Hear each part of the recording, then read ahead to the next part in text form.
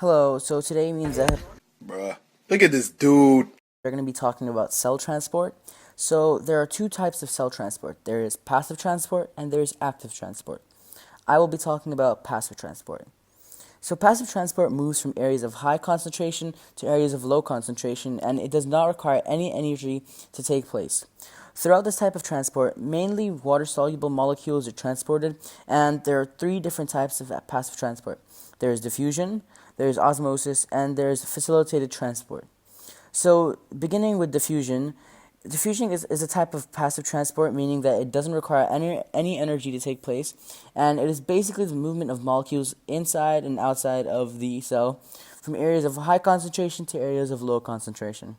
So an example of diffusion would be placing a drop of food coloring into water, and basically the food coloring slowly starts to diffuse into the water until the water is completely changed color when reaching equilibrium. So now moving on to osmosis. Osmosis is the diffusion of water through a semi-permeable membrane, and osmosis moves from areas of high concentration to areas of low concentration, seeing as it is an example of passive transport. So the main intention of osmosis is to equal out the amount of solute concentration on both sides of the membrane, and an example would be water and salt, as the salt is too large to pass through a cell membrane, so the water molecules transport across the membrane to reach equilibrium. Lastly, facilitated diffusion is a specific type of diffusion of molecules or ion across a cell membrane through transmembrane integral proteins. So this type of transport is used for larger molecules or ions that cannot cross through any part of the membrane, and the integral protein provides channels for large molecules to cross through, making it possible for them to cross the membrane despite their large size. So an example of facilitated transport would be the transport of glucose through a cell membrane with the help of the integral proteins. Alright, so now we're going to be talking about active transport. Active transport moves from areas of low concentration to areas of high concentration. This means that energy is required for the process to take place. The transport requires a specific type of energy known as ATP. Throughout this transport, mainly large and complex sugar/protein molecules are transported.